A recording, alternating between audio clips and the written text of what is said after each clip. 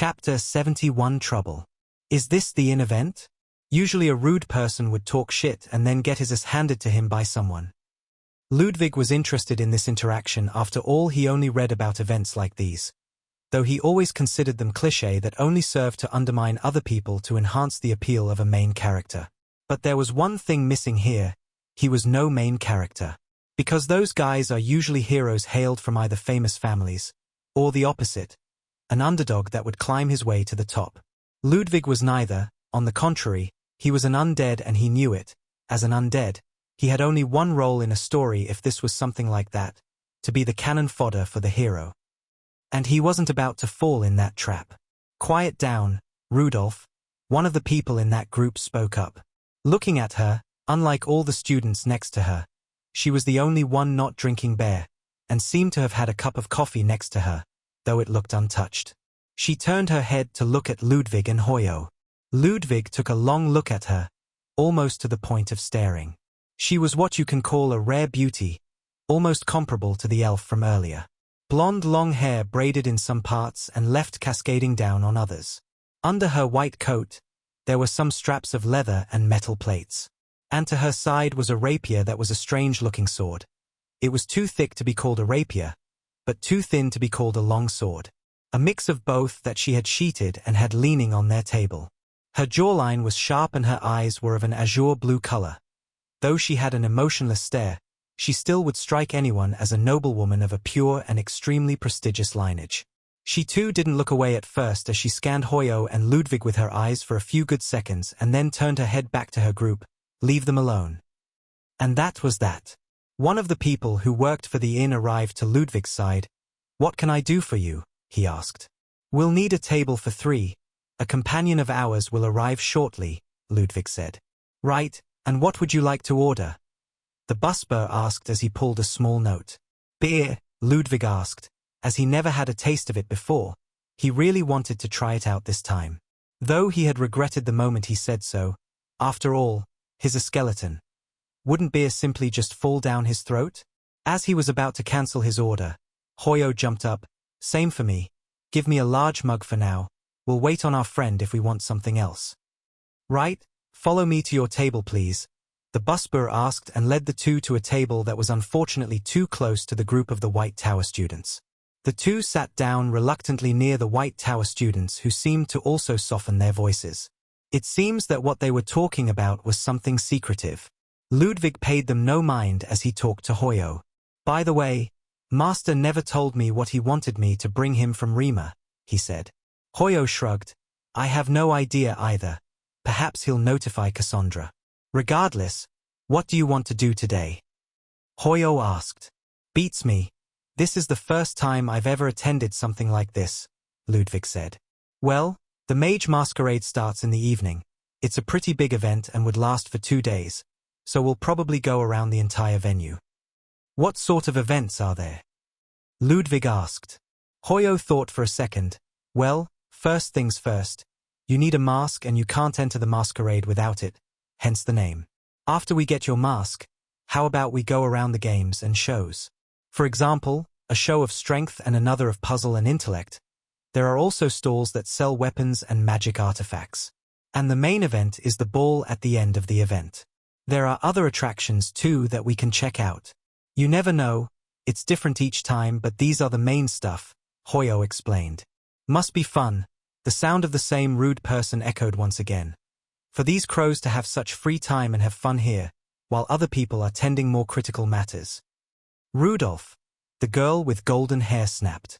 My bad. It just leaves a bad taste in my mouth to see such childish tendencies. I'll be leaving first, he said and left the group. 3 more students who seemed to share the same vision as Rudolph followed after him. The girl sighed as she was left alone, turning to Ludwig and Hoyo. I apologize. Please don't take what Rudolph said to heart. He tends to be rude sometimes, she said. Ludwig shrugged. Doesn't really matter. Seems like you guys have a mission to do here. I understand the stress, Ludwig said. Her face flushed a bit, as if exposed.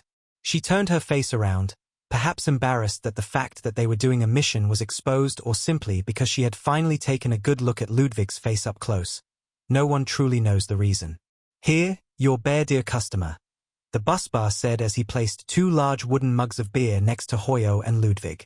Drinking the golden frothy content, Hoyo slammed the mug on the table. This is the shit, he said as he licked the froth from his lips. Ludwig hesitated for a second and then took a sip. Seeing nothing spilling, he was finally able to relax. And almost instantly, his throat or what should have been felt a slight tinge and burn. A refreshing memory of a taste long since forgotten. Ludwig gulped another then another. You are poisoned. Minor, alcoholic affliction. As an undead poison isn't affecting you. Ludwig was surprised. Perhaps the system considers alcohol as a poison and warned him about it. But seeing that he was able to neutralize it, Ludwig drank some more and soon finished his mug. It didn't take much for Ludwig to finish his mug and he was already ordering another one. The girl who was left sitting by herself soon stood up and left after leaving the money needed to pay for the table. Once again, Ludwig noticed that her coffee cup was left untouched. He didn't pay it any mind then and just continued drinking with Hoyo. The two enjoyed each other's company talking about matters of school and prior exams and all that would happen in tonight's gala. Enough that Cassandra had the time to appear at the inn. One large please. Cassandra said as she moved skillfully through the tables and sat next to the 2 students slamming a book right in front of them. We don't have much time, she said. What's wrong? Ludwig asked. We're in trouble. Chapter 72 King's Gambit. What sort of trouble? Hoyo asked. Tower Master gave us an assignment, she said. But I honestly think he's just messing with us, she said. Can you explain some more? I really have no idea what you're talking about, Ludwig asked. Cassandra gathered her thoughts and then said, Remember that you said Master Van Dijk had asked you to bring an item from the Mage Masquerade. Yes, but that was it. He didn't say what to bring, Ludwig replied. Well, he said he wanted the Artificer's Orb. That? I don't think we have enough money for that, Hoyo said. Even with all that gold, we can't afford that, Hoyo added as he gestured to Ludwig's side pouch. The busbar soon came with a frothy mug of beer that Cassandra grabbed and gulped half of it in one go, surprising both Ludwig and Hoyo. Ow, that hits the spot. Been a while too, never mind. The reason why we have to do this is because Master Van Dijk promised us full passing marks on next week's exams. Basically, this is a mission that if we succeed in we can skip the entire next week's exams and pass. I want this so bad. But why does it have to be like this? She said and ruffled her own hair. I can see why she always has unkempt hair. Ludwig thought inwardly. You'll grow bald at this rate, he said as he pointed at her hair, which she rapidly tried to straighten with her own hand, not that it did much. And like Hoyo said, if that thing is expensive, then what's the point of sweating about it? That's the thing, it's obtainable, for free even, she said. But I doubt I can earn it. I should have studied more about the King's Gambit. I never thought I'd be needing to play a noble's game to pass my exams. Slow down, Cassandra, and get to the point. It's frustrating to talk to you this way, Ludwig said. He inwardly thought that she might have a severe case of ADHD, but he didn't want to point it out. They probably have no idea what that is in this world anyway. Yes, the point. Anyways, the Mage Masquerade are planning several events. One of them is the King's Gambit game. All is welcome to join, but only the nobles win that game every time. Good. Now that we know what's going on, tell me, what's this Artificer's Orb? Ludwig asked. Hoyo was the one to answer. Basically, it's a core that can be used to create a golem. The Artificer's Orb is a valuable object that people wouldn't mind spending hundreds of thousands of golden kroner to obtain. Okay, then, what's this King's Gambit? Ludwig asked. After all, the name was quite familiar. Almost too familiar. Since you don't know, there is no point in explaining it. I'll be participating. I have some experience playing it a few years ago, and I still remember some strategies. This book, she said as she pointed at the large book in front of her, is something I grabbed from the academy. It harbors the history of King's Gambit and how it came to be, and even the plays and strategies that the creator had made, which still hold strong to this day. Ludwig was more and more intrigued. Humor me, and show me the book's content, Ludwig said. She sighed and opened the book. "See this," she said as she showed an 8 by 8 black and white square-shaped platform with symbols on it. Ludwig's upper lip twitched, both in annoyance at the fact that Cassandra completely underestimated his understanding and the fact that she insinuated that he was ignorant, and at the fact that he fully knew this game. After all, he came from a wealthy family, incredibly wealthy in fact that this was a game that he hated with all his being. For a simple fact, that he showed incredible genius playing it when he was young. Freaking chess is haunting me even in a different world. You look surprised, it's fine. It happened to me the first time I saw this. It looks complex. It's an easy game to learn, but incredibly hard to master. She said. I see. Ludwig stalled as he looked with amusement at Cassandra trying to explain a game where he reached the status of Grandmaster in just so he can get his father off his back about playing online games. These are pawns. They move on square forward and... She began explaining the notions and all possible moves of each and every piece. And this is the queen, the most powerful piece on the board. She can move diagonally and in straight lines, Hoyo added. I read about this game before, he said, feeling proud that he finally knew something that Ludwig had no idea about. Right. Ludwig said. The creator of this game was a genius, she said. He apparently was awarded by the former emperor of Lufondel a seat in the council, though he was later called a madman since he kept saying that he came from another world and all. Regardless, this game remains the most strategically complex game of the current world, and I need to study up on some strategies that we can use later tonight. Her words explained something Ludwig was wondering about.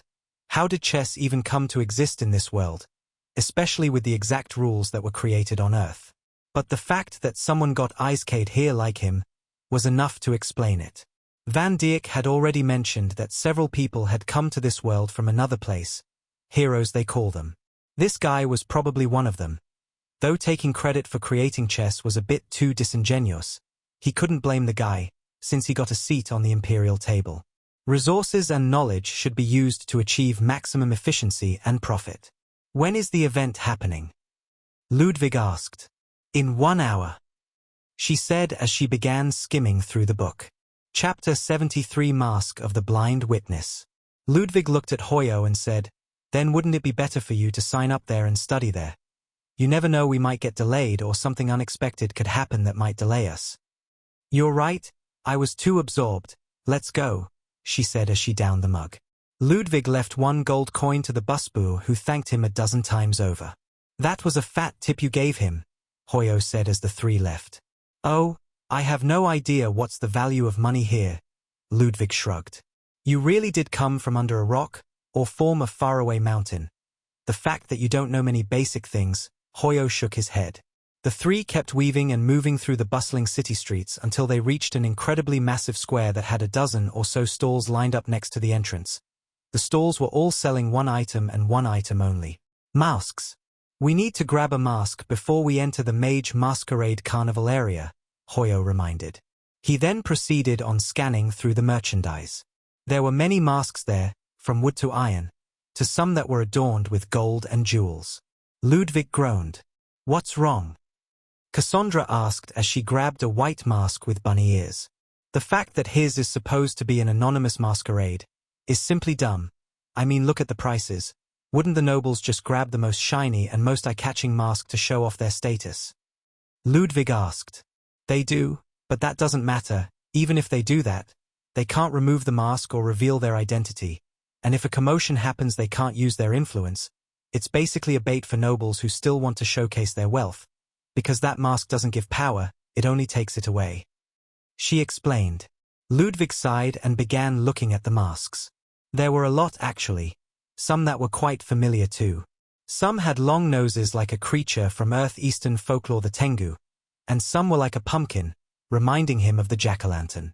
Some were simple wooden masks that hid the face, and some were extremely ornate to the point of extravagance. Hoyo grabbed a simple eye-covering mask that revealed the rest of his face and covered his face, while Cassandra grabbed a black butterfly mask that also did the same. Ludwig didn't find anything interesting from all the stalls and was about to grab a simply pure white mask that only had eye slits for sight. Yet something glowed in his vision. Turning, there was a stall at the far end of the line. It looked far too shabby compared to the rest of the stalls, and didn't have many options to choose from. And all the masks that the stall had were, well, weird. They were all placed on mannequin-like heads that looked a bit too real, to show how they'll look like once worn. But that only made it creepier. The stuff you'd see people wearing in Halloween. Blooded, gory and some outright unwearable as they had spikes and thorns inside the mask. But the shiny object among them was a face mask that covered one's eyes with hands. The mask was strange to say the least. It was two hands that looked pretty worn and thin. They had several runic tattoos all over the fingers and back of the hand, and they cradled the mannequin's head while the fingers acted like spikes on a crown. Ludwig looked at the old man who was smoking a pipe, not even caring about his exotic merchandise being sold or ogled. "How much is this?" Ludwig asked. Simply out of curiosity. That mask looked awkward as hell, but he was intrigued nonetheless. The old man said, and then said, "You can take it for free if you can wear it," he said, and then took another puff of his pipe. Ludwig grabbed the mask and used inspect on it. Mask of the Blind Witness. Type, headgear. Rarity, unique, cursed. Growth type, growth condition. Condition of use, 1 stamina. Attributes, +5 charm, +5 wisdom, +5 strength, +5 dexterity, +5 luck, +5 agility, -200 stamina. Abilities. Echoes of Truth, grants the wearer the ability to pierce all illusions, magical disguises, and invisibility. Deception in any form falters before the mask's unyielding gaze. A mark of the witness. The wearer can mark a target, be it an object, creature, or person. The mark persists until the target moves beyond a specific range. If the marked target re-enters the mask's range, it will immediately be revealed to the wearer. A mask of the blind. For every second the mask is used, the wearer will experience blindness for an equal duration once the mask is removed. Truths and lies. The mask occasionally reveals glimpses of a possible future, an unpredictable mix of truths and falsehoods. These fleeting visions are often vivid, but interpreting them correctly is a challenge, as they may lead the wearer astray as often as they guide them to success. Law. The mask of the blind witness is said to be forged from the hands of a cursed seer who, in their final moments, was forced to foresee their own death. Their last act of clairvoyance became an eternal imprint, embedding fragments of divine foresight and the seer's own curse into the mask. It is an artifact steeped in contradiction, a tool of revelation that obscures, a window to the future that confounds the present. Legends tell of users who wielded its powers to uncover secrets and foresee peril but fell victim to its insidious influence. The unrelenting cycle of blindness, paranoia, and glimpses of uncertain futures left many of its wearers descending into madness, unable to discern reality from illusion. The mask offers power, but at a terrible cost. Each use brings clarity to others' lies while planting seeds of doubt in the wearer's mind. Few who have donned it have escaped its grasp intact, for the mask consumes not the body, but the spirit. Chapter 74 Visions. Ludwig hesitated for a moment, staring at the mask in his hands. The carved wooden face, twisted into a haunting, sorrowful expression, bore an unsettling warmth. It was as if the hands that had shaped it were still alive, their essence lingering within. Finally, steeling himself, he placed it on his head. The moment the mask settled over his face, his vision warped. The colors around him swirled and bled together, creating a kaleidoscope of hues before everything snapped back into sharp focus. Except now, there was an added clarity, as if a layer of fog had been lifted from the world. "So, you can wear it," the old man at the stall said, a puff of smoke escaping his pipe as his face split into a knowing grin. Before Ludwig could respond, a familiar voice called out, "Ludwig!" Turning, he saw Hoyo and Cassandra weaving through the crowd toward him. "Wow," Hoyo said, taking in Ludwig's appearance. "Interesting choice. Creepy, but kind of suits you." "Definitely eerie," Cassandra added, tilting her head to get a better look. "But there's something oddly charming about it." Hoyo squinted at the mask, his curiosity piqued. "Wait a second. That doesn't look like an ordinary mask. Is that an artifact?" An artifact?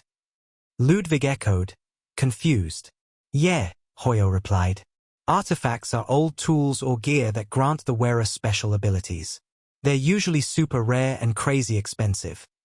Well, Ludwig began, pointing at the stall. The owner said if I could wear it, I could have it for free. Wait, what owner? Hoyo asked, frowning. That old man right over. Ludwig turned to point at the stall, only to find it gone. There was nothing left but an empty wall where the vendor had been moments ago. He froze, confusion knotting his thoughts. I swear he was right here, Ludwig said, scanning the surroundings. How could he pack up an entire stall and vanish so quickly? Hoyo and Cassandra exchanged a glance, their skepticism evident. It's not unusual for artifact peddlers to be a bit eccentric, Cassandra offered. Yeah, but disappearing into thin air. Ludwig muttered, pulling the mask off. Since you are an undead and have no eyes, the mask of the blind effect has been neutralized. You can use your sight freely. The notification added another layer to his confusion, but he didn't have time to dwell on it. We don't have time for this, Cassandra interrupted. The event is starting soon, and I still need to sign up. She pushed Ludwig and Hoyo forward, steering them toward the entrance to the mage masquerade. The trio arrived at the event's entrance, where they were greeted by a towering figure who looked like he belonged more in a gladiator arena than at a festival. His muscles strained against his clothes, and his mask, a laughing rabbit, looked comically small on his broad face. Put on your mask, Hoyo said as he nudged Ludwig.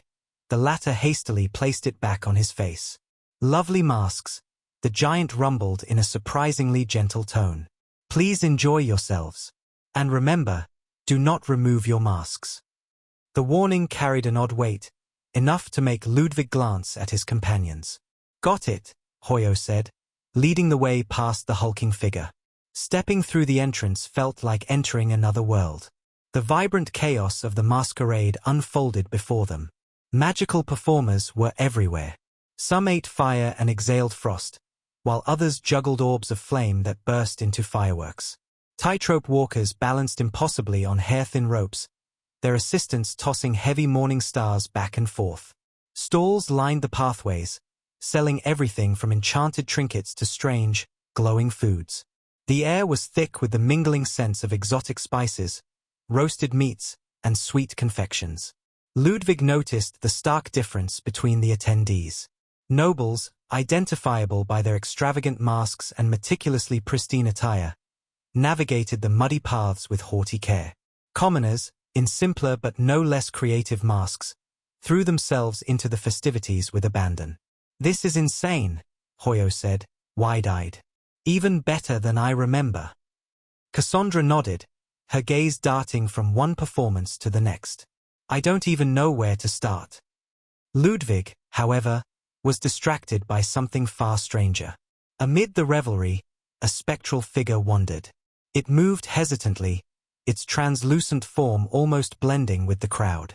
But Ludwig saw it clearly, a lost soul, its face obscured by a simple mask. The soul seemed desperate, its hands outstretched as it tried to touch the living. But no one noticed. People walked through it without a second glance. Suddenly, chains erupted from the air. Rusted and blooded, they snaked through the crowd, wrapping around the soul's limbs and neck. The spectre struggled, its silent pleas growing frantic. Finally, it locked eyes with Ludwig. Help, it screamed, its voice cutting through the din of the festival. Before Ludwig could react, the chains wrenched tight and dragged the soul away. It disappeared into the shadows, its screams echoing in Ludwig's ears.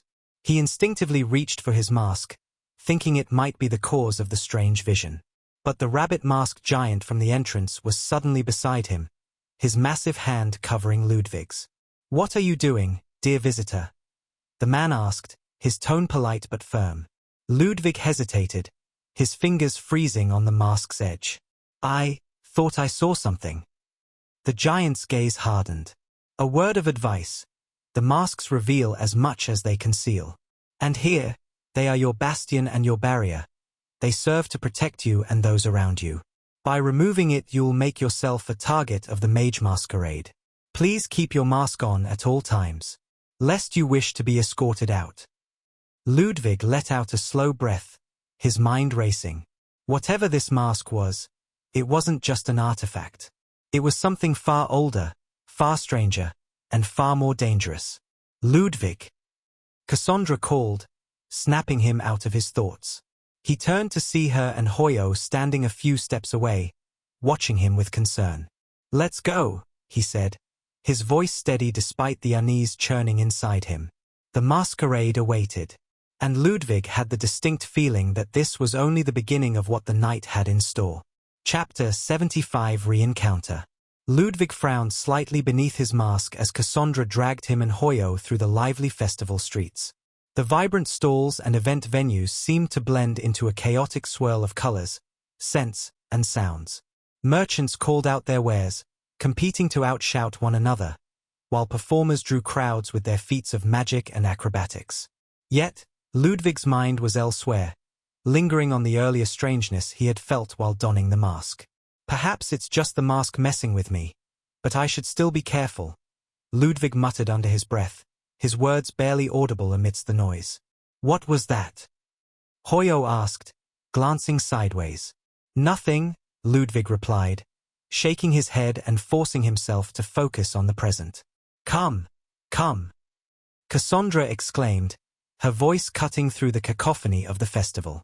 She led them with purpose, her excitement contagious as she weaved through the crowd, dodging stray performers and bustling vendors. Finally, they arrived at a section where neatly arranged tables held over 30 chessboards. Players, both masked and unmasked, had gathered in groups, some already locked in intense matches while others observed with curiosity. "We're in luck," Cassandra said, practically bouncing on her heels. "There are a few spots open." She hurried to the event organizer, a young woman wearing a bear mask, and eagerly signed up. "Do you wish to join the King's Gambit?" the woman asked, her voice calm yet inviting. "Yes," Cassandra said with confidence. "Please write your nickname here," the organizer said, gesturing to a sign-in sheet hung beside the entrance. Cassandra hesitated for a moment, then scribbled butterfly mask. "You should join too," Hoyo said, nudging Ludwig. "That won't do," Cassandra interjected, turning to Ludwig with a skeptical look. "No offense, but this game is far too advanced for someone who hasn't played before. You'll just embarrass yourself." Ludwig considered her words for a moment. "I mean, I'm wearing a mask. No one will know who I am anyway," he shrugged. "Fair enough," Cassandra conceded, though she raised an eyebrow. "Are you also joining?" the organizer asked, tilting her head slightly as she looked at Ludwig. "Why not?" Ludwig said, picking up the pen. He paused for a moment before writing, "Blind Witness." "Quite the interesting name," the woman said with a small chuckle. "And an equally curious mask." Hoyo smirked. "That's Ludwig for you, always finding a way to stand out." "The event will start in half an hour," the organizer explained, gesturing to the tables. "Most participants have already taken their seats. Please return in time if you wish to also enjoy the Mage Masquerade parade afterward." "I'm not going anywhere," Cassandra said, claiming an empty chess table. "I'll study some strategies." "Ludwig, at least learn how the pieces move before embarrassing yourself." Before Ludwig could respond, a familiar voice rang out.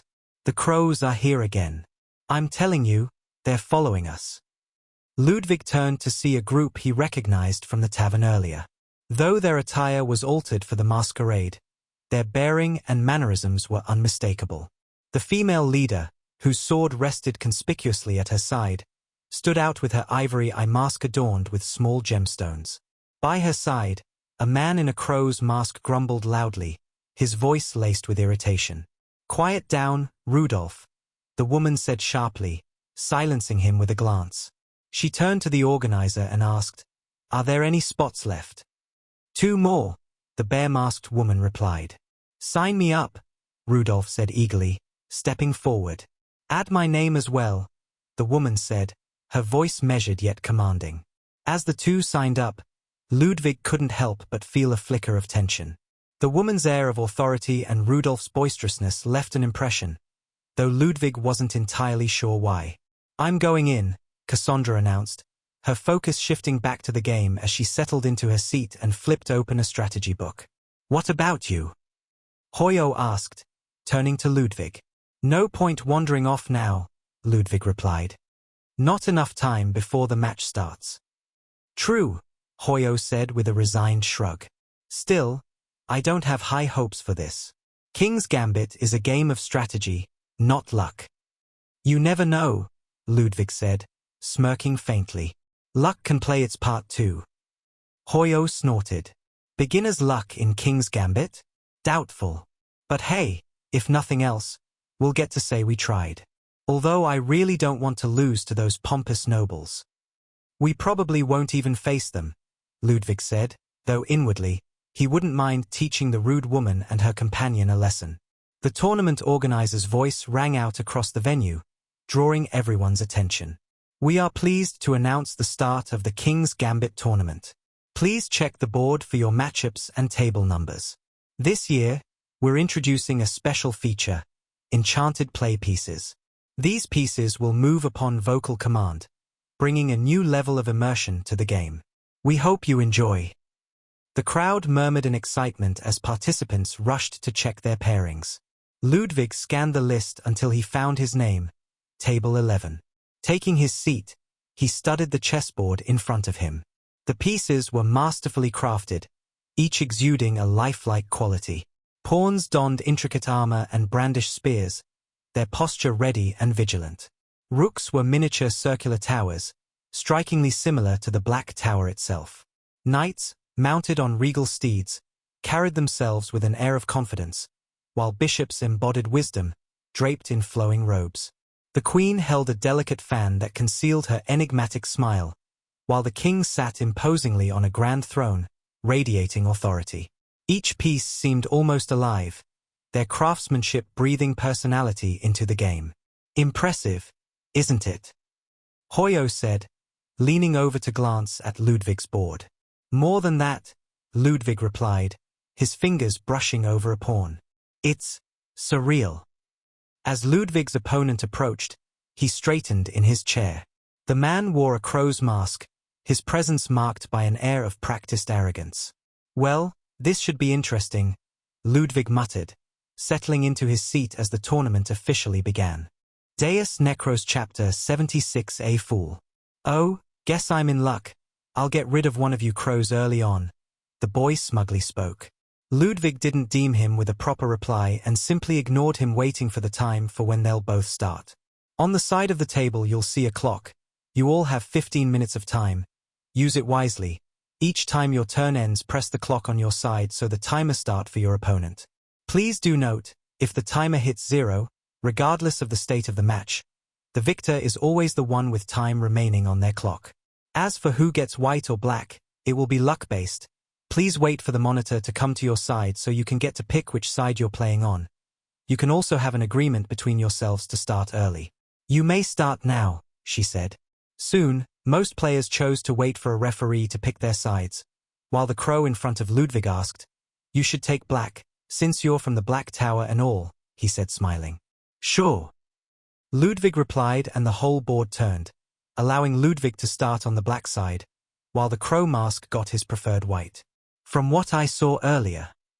He stalled and said, "F2 to F3, he said, and the pawn on the board moved forward by itself. As would a person do, then took the same stance with his spear. Ludwig frowned, not from the surprise of the pawns moving by themselves, but because that's one of the dumbest starts of a chess game ever. Are they playing some strange chess game, or is it something I don't know about? I should be careful, Ludwig thought to himself. The man continued, "You probably don't come from a noble family, so I suppose you have no idea how this game is even played." He finalized and pressed on the clock. Ludwig didn't reply, and grabbed his own king's e7 pawn. "Ha, like I said, you definitely come from a commoner background. After all, you grabbed it with your hands. They can move by voice commands." "Voice commands," he said, articulating it. "What a vulgar way to move," he added as he shook his head. Ludwig ignored him and placed his pawn gently 2 squares forward, e5, and pressed the clock, giving the turn back to the crow mask. Classic move. I guess you must have saw someone moving from around you and decided to copy them. He shook his head once again. You see, I've been trying to do this fancy play, but it would be difficult to set up against actual players. But you, I doubt you can see it. Once I'm set up, I can assure you I'll mate your king in 5 moves, he said and called, pawn g2 to g4. Ludwig was completely flabbergasted as he saw what just transpired. What in God's name is he doing? Ludwig asked himself as he saw the pawn moving to his inevitable doom. What? You look surprised? This is called the Torijan offense. It starts slow, but once all the pieces are in play, you'll be cooked.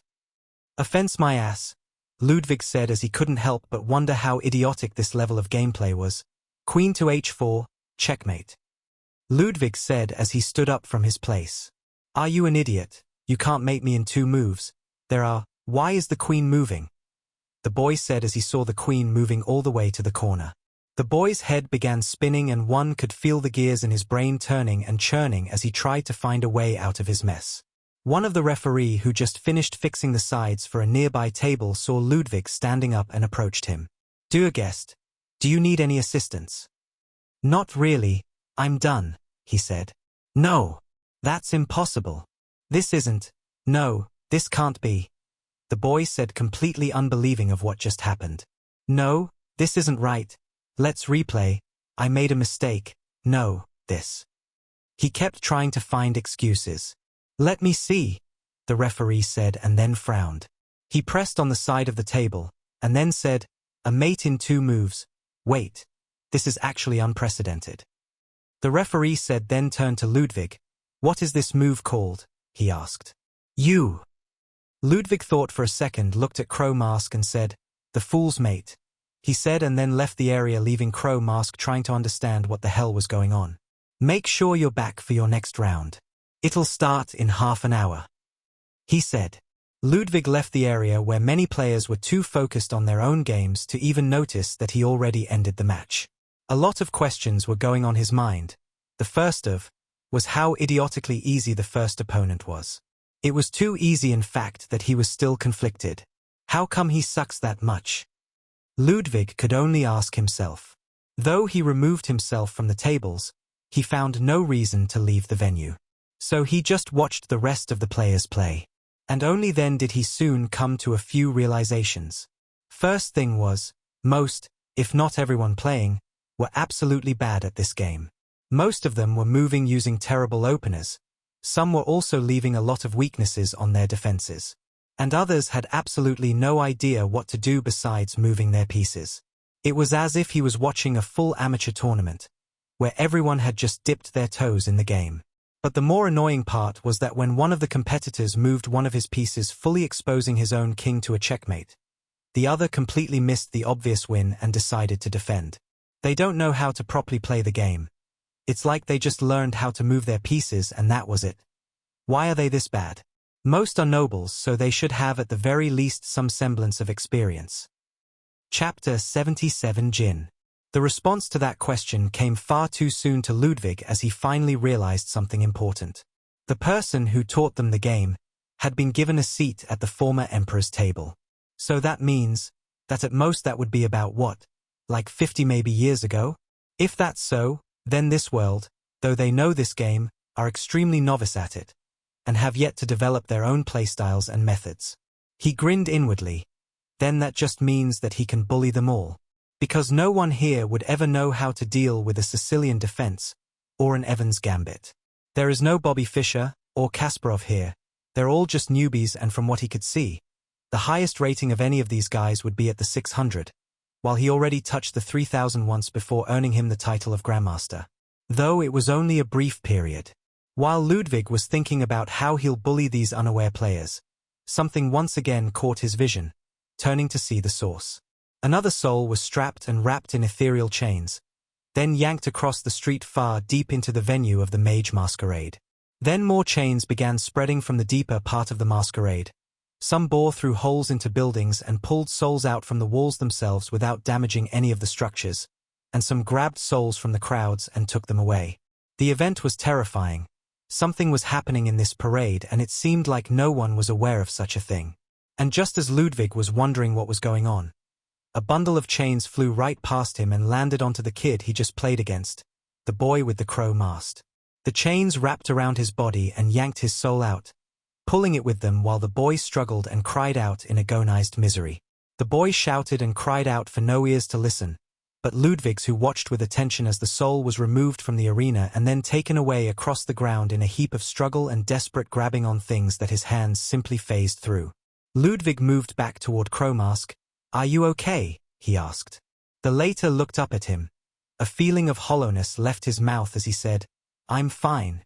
I feel a bit tired, I should go back," he said and stood up, almost like a zombie. Ludwig inspected him. Character screen. Name, Rudolf Astra. Race, human. Title, not applicable. Level, 23. Currently under the status effect, cursed, soul effigy. Soul effigy, a hollowed body that had their soul taken away from it. It has no essence of its own, and cannot be called alive nor can it be called dead. The body is only functioning by sheer memory and the body's will to survive. If the soul isn't returned in 3 days to the body will realize the missing soul and will perish. What the hell is going on here? Ludwig wondered as he himself had no idea what was going on. Just as he was about to speak, a man wearing a bunny mask showed up. He looked quite similar to the same person at the gate. "Is something wrong, dear guest?" the man asked. Ludwig turned to see the man, noticing the uncanny resemblance of the build between this person and the same guy from earlier that was guarding the entry to the parade. Besides the difference of the skin tone, you'd think they were the same person. "Nothing really. My friend here is still shocked that he lost that badly," Ludwig said. "Ah, I see. That tend to happen a lot. I'll guide this guest of ours to a place where he can have some refreshments. Please continue playing and may fortune be with you," the man said and gestured to Crow Mask, who meekly followed after him.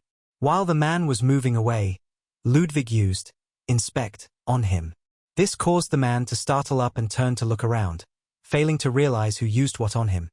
The man simply ignored it and continued guiding Crow Mask to a separate bar area where he could have a drink. Ludwig, on the other hand, was fully focused on what was in front of him. "Hey, this explains a lot. Name, Shamharaush. Find more to read at my virtual library empire. Race, lesser jinn. Title, slave. Level, 25. HP, 2500. Status effect, enslaved. Abilities, fire infusion. Whenever there is a flame, a jinn will manifest. As long as there is a source of fire nearby, a jinn cannot perish. Faster than a blink. Jinns are unnaturally fast if they're in their fire infusion form, and are almost unnoticeable to the normal human eye. Twisted manifestation, once successfully applied, the user will have an almost exact reproduction of the entity's stats and appearance but will have half their power and health. Once used, fire infusion becomes disabled. Addendum. Jinns are creatures of fire. They have been thought to have existed far longer than the human civilization, though they rarely if ever meet humans. If they do, they usually do it under the guise of polymorph. Jinns by nature are curious, yet at the same time will hold great hostility towards those who offend them. Old scriptures speak of powerful sorcerers using them to do their bidding and enslaving them, but without knowing the true name of a jinn they cannot be compelled or enslaved. So, that's not human. No wonder his physical build is pretty massive. But what is the relationship with what's going on right now in the event and these guys? Ludwig began thinking about the implications of all that was going on, and none of the results were good. Something terrible was going on right now, and he had no idea how to solve it. If only he could contact Van Dijk, but the latter would probably not even care. Not that Ludwig needed to talk to him regarding this anyway. Chapter 78. Scholar. "What's up?" Ludwig heard as Hoyo showed up right next to him with a roasted squid on a stick that he was eating from. "Oh, Hoyo, nothing much." Ludwig didn't want to share what he was thinking out loud, lest that it's nothing and his just overthinking, nor did he seem to want to reveal what he had in mind, because one of the guards seemed to pay too close of an attention to him than others. The same person that escorted Rudolf to rest. "You lost already," Hoyo laughed as he said, But it's okay. I mean, it's a pretty tough game. Ludwig, who was in full thought, only replied in yeah, completely absorbed in his own mind and what was going on. Seems like a lot of players are out, Hoyo said as he saw several players standing up with dissatisfied looks on their faces while others looked around seeing if anyone had saw their brilliant moves. Soon, Vanessa came over, sighing, "You lost?" Hoyo asked. "No, I won, but it wasn't easy. Those guys from the White Tower are really good. Especially their leader. She was next to me and took down her opponent in 10 moves. Wow, really? Damn, that must be some sort of record," Hoyo said. "Well, not really. Someone else apparently in this room won in 2 moves, which I'm not going to lie sounds like a lie, but I heard the monitors talking among each other about it. Regardless, how did you do, Ludwig? Was it difficult?" Cassandra asked. "Oh, I did well," Ludwig said, though his expressions were still focused on what was going on in the matches. So it didn't sound too sincere. "Don't worry about the games, Ludwig. I'll do my best to get the Artificer's Orb. I also don't want to do these exams. Some teachers are fickle." Ludwig nodded to her once again. Soon, the monitor of the games clapped their hand. "Dear guests, the first round has ended. Please get ready for the second round. You have 10 minutes. He said. "Already?" Cassandra said, sighing. "I need to prepare. Let's see the bracket," she said as she looked at her name and traced it up. "Damn, I'll eventually play against her," she said as she noticed that after her match she'll play the leader of the White Tower Academy freshman. "Wait, isn't that your name?" Hoyo said, frowning. Cassandra looked at Hoyo's finger and noticed that he was pointing at the name Ludwig used, Blind Witness. "Did they advance you? Or did you get a bye?" Hoyo asked. "He," Ludwig said as he was finally woken from his own mind. "Ah, no, I won," Ludwig said. "Your journey continues on my virtual library empire." Both his friends looked at each other and instantly understood. "Beginner's luck," they said at the same time. Or they seemed to have understood. Ludwig smiled, saying, "Yeah, something like that. And he wasn't wrong. He was a beginner in this world. And his luck was that everyone else was shit at this game." "Good luck then," Cassandra said as she headed back to her seat. Ludwig proceeded into heading back to his own seat as he once again noticed the chains. This time, however, it grabbed 3 people instead, and they were all people that lost the earlier round. The souls screamed and roared out as they were yanked from their bodies. Some slid right in front of Ludwig. The people who had lost all had the same air about them that Rudolph had. A depressed atmosphere and lack of emotion, and looked like puppets as they left. But at the same time it was awfully similar to the feeling expressed by others who had lost but didn't get their souls taken. Those who lost and those who got their souls taken all express similar air about them, even if one still have their souls. And seeing that the chains aren't taking everyone and choosing just a few is to make it not seem too obvious. If the chains took everyone that lost, then that is just asking for trouble. Whoever is doing this is pretty smart and very careful. Ludwig's mind was still thinking about all that until an older man sat in front of him. He had a white jeweled mask covering his eyes and seemed to have a regal and bright air about him. "Greetings, young man," the man said to Ludwig, waking him from his thoughts. "Oh, greetings," Ludwig replied. "Seems like you're focusing on the game." "Something like that," Ludwig replied, hiding his thoughts. The conversation seemed to stop as Ludwig wasn't the best at socializing, nor did he have any intention to do so. The old man also began by organizing his chess pieces and asked Ludwig, "Which side do you want to play?" "Either is fine," Ludwig said. Usually people like to pick the white since it has the advantage of offense, but it seems that you're confident enough to take me on regardless of which side," the old man said. "It's just a game. Also, the one who goes first doesn't have to always be the victor. In a siege, the one that defends always has an advantage," Ludwig said. "Ah, spoken like a true commander. Then I will take you up on your kindness. I'll take the white side," he said. He then proceeded by a basic opening as the game started. Ludwig slowly played the man, this time a bit more carefully. He didn't have any intentions of doing him like Rudolph. After all, not everyone is as terrible as Rudolph. But the match proceeded exactly as Ludwig didn't want to. Since the old man's opening was basic and allowed Ludwig to open the path of both his queen and bishop, he soon found himself compelled to play another quick mate game. The old man forgot, or perhaps didn't even seem to realize that his knight had been badly positioned while Ludwig advanced his queen forward. And then after the old man tried to chase her away with a pawn, Ludwig took a stronger position, then advanced his bishop. "You're playing your stronger pieces already," the old man said.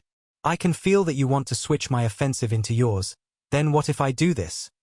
The old man said as he advanced the already weakly positioned knight forward, threatening a fork in his next round. Chapter 79. Yeah, just be lucky. "That would have been a good play," Ludwig said half-heartedly. He then moved his queen to take over the pawn on the diagonal of the king.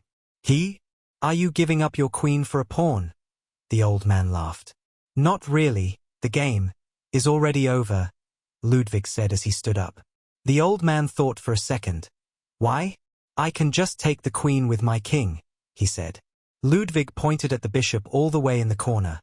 "You can't, you lost," Ludwig said as he once again beat another opponent in a few moves. The monitor had paid more attention to Ludwig this time and approached him faster.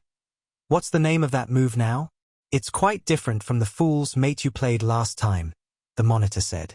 The old man was still frowning, but regardless he stood up and said, "You beat someone else doing this? I feel rather embarrassed to be called a fool." The old man said, "Not really, this is called the scholar's mate. It requires a bit more advanced play," Ludwig said. Though he lied, after all that was one of the basic ways to take on a new player, but he didn't want to embarrass the old man who wasn't rude like Rudolph. Interesting, the monitor said as he noted down the moves. "Please take a seat and wait for the next round." Just as the three were talking, the chains once again sprang out and were about to grab the old man. But almost instantly they slammed against something invisible and coiled back almost afraid, then soon disappeared under the ground. The old man seemed to have noticed what happened and turned to the direction of the chains, but ignored it after not seeing anything. "I'll have to excuse myself, young man. I hope we can play some more. You have quite the interesting playstyle." "Sure, if the opportunity ever presents itself," Ludwig said. After the formalities, Ludwig once again peeled his eyes for the strange occurrences in the area. More chains came up and grabbed a couple more people, but didn't go too greedy. And once again the two it captured from the chess game were both people who lost their last game. So apparently there is a condition for these chains, and it only hit people who lost. What is this though? Who's planning all this and why here? Ludwig continued thinking and formulating ideas. If they want the souls, maybe for a reason, a ritual of sorts, he thought. Though he knew all the ideas he had were simply him hypothesizing. For all he knew, he could just be talking out of his ass without any good rhyme or reason, and this could all be something completely different. But that doesn't mean it's not dangerous. The people who are managing this event seem to be aware, or at least parts of them, as Ludwig inspected one of the people overseeing the chess games. And it turned out that he is just a simple human without any afflictions or enslavement applied to him. "You're done already? Don't tell me. You won again?" Hoyo asked as he arrived next to him, still munching on the last part of the roasted squid. "Yeah," Ludwig shrugged. "Damn, are you maybe a genius?" Hoyo asked. Ludwig smiled, letting Hoyo have his own misunderstandings. It wasn't that Ludwig was insanely good at chess. He was a great player, and had already reached Grandmaster status once before, but it was just that the people in this event were just bad. After some time the players began leaving, those who lost, and some remained to watch the rest of the games. Cassandra came to the two's company looking completely worn out. "What's wrong?" Hoyo asked. "My brain is fried. The one I played against really used some sneaky moves. Regardless, I won. But I'm up against her next," Cassandra said. She won her second game in 20 moves. The direction she gestured was where the girl in white robes was, the leader of the White Tower Academy. Just as Cassandra was talking, the person she was talking about stood up, turned, noticed the three and moved toward them. "She's coming over," Hoyo said. "What's up with you two? You're acting like you're terrified of her," Ludwig said. "Oh, you don't know about it. The competition between the 5 towers is pretty damn fierce. The only problem is that we're ranked last," Hoyo said. "No wonder. The Black Tower Academy is pretty much in a nerfed state, where they can't use any of their powerful magic such as necromancy and curses." "You," the girl said as she stood in front of Ludwig, completely disregarding the other two next to him. What is it? Ludwig asked. What did you do to Rudolph? He's acting strange, she said. I don't know what you're talking about, Ludwig said as one of the Jinn guards moved past the event venue. Ludwig could almost feel the burning gaze of scrutiny of that entity from behind the mask watching him. He's been acting strange since he lost to you. Maybe he just hates losing to the Black Tower Academy and is depressed, Hoyo said as he swallowed the last of his squid. No, I'm being serious, not only him, she said. A few others are also acting strange. I just thought you might know something, she said addressing Ludwig. I honestly have no idea, Ludwig replied. Maybe they ate something strange, or have something in common. Ludwig threw her a hint. He wasn't about to expose the fact that he knew something and wanted her to act by herself. After all, so far nothing of what was going on here bothered or even was by any relation something that affected him. The girl nodded, though Ludwig didn't know if she understood his intentions or not. He did the bare minimum for someone who seemed worried about their companions. She left the group and instantly Hoyo said, I've never seen her act like that, he said. You know her? Ludwig asked. Well, she's a pretty big shot in the White Tower Academy. Well, more like her older brother. His is the youngest commander grade swordmaster to achieve aura mastery at the age of 22. He was praised by the King of Tulmud, the Kingdom of the East. The rumors were thought to be exaggerated until the Emperor of Lufondel asked him to come and showcase his aura. And after showing it, he received endless praise. The House of Urbaf, where she comes from, is now a ducal house and is second to none but the King of Tulmud, and they are highly regarded by the Empire. Though she on the other hand has quite the unlucky circumstances, Hoyo said. How is that unlucky, to have the favor of an emperor and a king? She would be praised and honored wherever she goes, Ludwig said.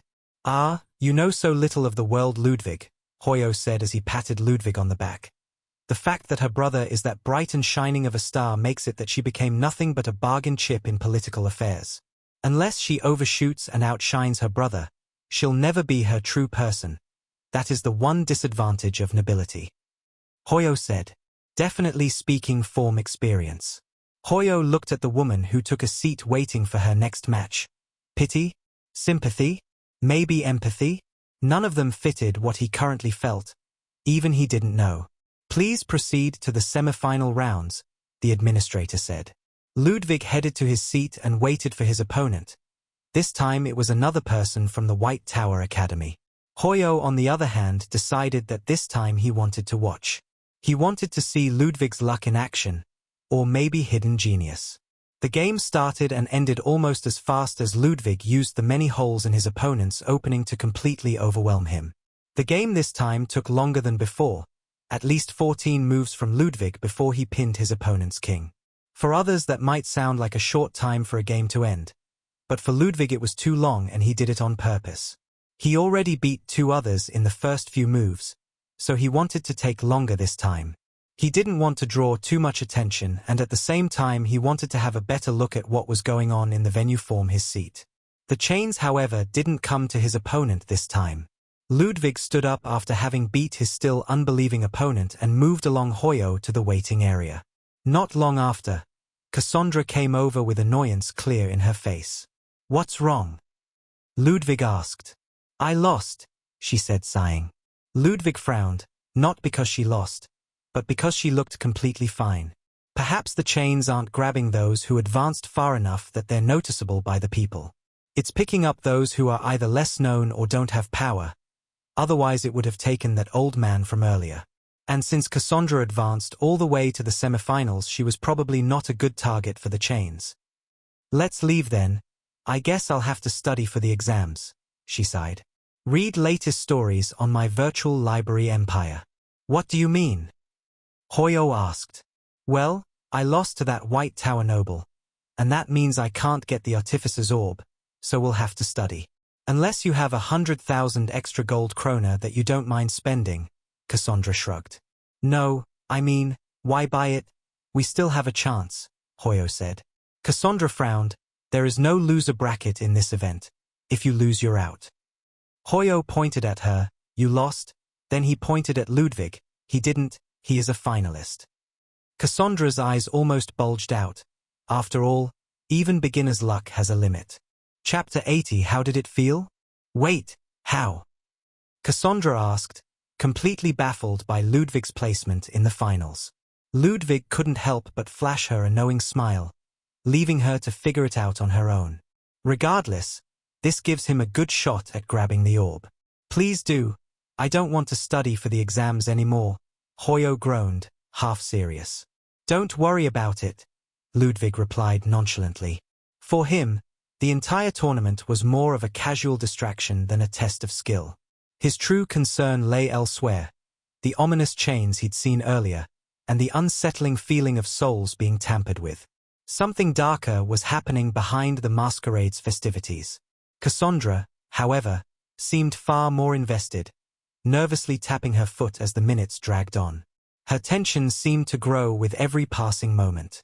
Finally, the announcer's voice broke through the low murmur of the crowd. Ladies and gentlemen, the King's Gambit tournament has reached its final match. Please direct your attention to the main chessboard, where our final contenders will compete for the grand prize.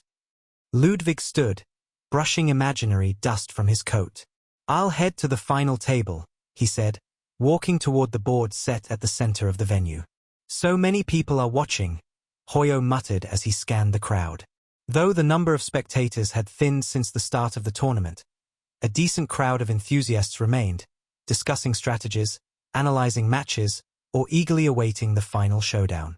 Cassandra leaned forward, eyes narrowing as she spotted Ludwig's opponent. That's her, the daughter of the House Erbaf, she said softly, more to herself than to anyone else. Her voice carried a mix of awe and concern, as she had just lost to her earlier. As Ludwig took his seat at the board, his opponent arrived shortly after. She strode confidently to her side of the table, her ornate rapier clinking softly as she rested it against the edge of the table. Her mask, a delicate creation of ivory and gemstones, gave her an air of elegance and authority. You made it, she said, her tone cool but with a hint of amusement. Ludwig didn't bother with pleasantries. He focused on arranging his pieces, his movements calm and deliberate. You know something, don't you? She pressed, lowering her voice. He glanced at her briefly before murmuring, too many ears. Understanding his meaning, she didn't push further. I see, she said quietly, her expression unreadable behind her mask. The referee approached. Are you both ready to begin? Yes, she said, her tone steady. Go whenever, Ludwig added, his voice as calm as ever. Have you agreed on sides? The referee asked. I'll take black, Ludwig said without hesitation. I'll take white, then, she replied. The referee nodded. Very well. Best of luck to both of you. As the game began, Ludwig quickly noticed her skill. She was a decent player, her moves were calculated, and her strategies solid. Yet, cracks began to show as the match progressed. She made small but critical mistakes, likely a result of her divided focus. You're pretty scatterbrained, Ludwig remarked after exploiting a weak opening. What do you mean? She asked, her voice tinged with irritation. You're not focused, Ludwig said simply, moving his knight into a stronger position. Her hand hesitated over the board. One of my teammates isn't doing too well, she admitted, frustration evident in her tone. And your being distracted isn't helping him, Ludwig countered as he continued to reinforce his position. Her jaw tightened as she moved another piece by vocal command. Then tell me what you know, she demanded. Like I said, too many ears, Ludwig replied, his voice unwavering. No one would dare go against my house, she said, her tone sharp. They sure as hell can at this event, Ludwig shot back. Remember, you're not the daughter of Erbaf here. You're just another person with a mask. Her lips pressed into a thin line as she made another move. Check, she said. Ludwig frowned slightly but didn't let it show. Seems like this is the end, she said with a small smile. Is it? Ludwig replied, calmly repositioning his knight to block the check. She seized the offensive, pressing her advantage and claiming several of his pawns. You seem distracted yourself, she said. I've seen you beat others in 2 or 3 moves. Why not here? Doing the same trick over and over gets boring, Ludwig said as he moved another piece into position. For me, what's boring is the way you're defending without any counterplay. That's another pawn down, she said triumphantly. Pawns are made to be sacrificed, Ludwig said, his tone cool and detached. Even pawns can become queens, she retorted, moving her own queen forward. Not everyone deserves to be sacrificed. Ludwig's lips curved into a faint smile as he positioned his queen near hers, blocking her next check. And even a queen, he said, can be sacrificed. Your journey continues with my virtual library empire. Her confidence faltered for a moment. That just loses you the game. I still have an advantage, she said, swiftly capturing his queen. Check, she declared. You die next move. Ludwig didn't move his king. Instead, his hand hovered over his knight, repositioning it to block the check once again. You're prolonging the inevitable, she said as she took his knight, eliminating one of his last defenses. Now your queen and knight are gone. Who will protect your king? Ludwig didn't respond immediately. His gaze flickered over the board, his expression unreadable. Then, with deliberate precision, he moved his bishop into play, a piece she hadn't accounted for. Her eyes widened as realization dawned. How did it feel? Ludwig asked, his voice calm but laced with a quiet intensity. That short-lived hope of yours. The bishop's move, supported by his remaining knight, clamped her king into an inescapable checkmate. She stared at the board in disbelief. How? No. You sacrificed your queen and knight just to pull my own queen out of position. Ludwig leaned back slightly, his voice even. She was the only piece that could have protected your king. And you were too blinded by the sight of victory to notice that you had no allies left defending it. Everything is to be sacrificed for the king. Her hands trembled as she stared at the board, the reality of her loss sinking in. The crowd, which had been murmuring softly, erupted into applause and cheers. Ludwig stood, offering her a faint nod before turning to leave. For him, the game was over. But the questions he had about the strange occurrences at the masquerade remained unanswered, and he intended to find those answers.